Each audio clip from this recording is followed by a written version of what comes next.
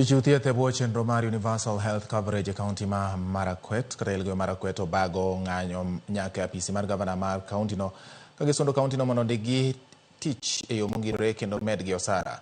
Kotelnegi kod jagoro margi Benson Bewot, jochiw thiethgo ma kwan gi ohingo 250 owacho ni ok gibidok e tich nyaka sirkal mar kaunti winj ywak margi.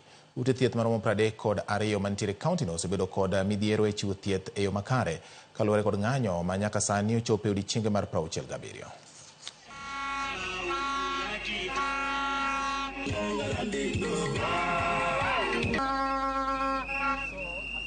Last year, our 3-year contract ended. We were given another 3-year contract. Then, they discussed, they said, by this year, they will absorb us.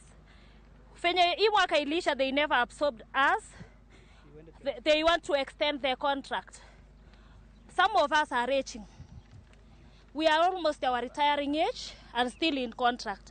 We are just telling the government to absorb us. I am 47 years old right now. There are some of my colleagues who are 50 years and 45 years. And now, if I will be put on a contract extension, I will be 50 years. It means I will work only for 2 years or 3 years before retirement. We don't want extension of contract. We want a permanent and pensionable terms. That is what we want. We have 32 health facilities that are closed. And I want to say UHC staff have been doing a lot of work. They have been the backbone of work in this county. And today, even the facilities that are still open, we have very few staff. We are here in solidarity with them and say enough is enough.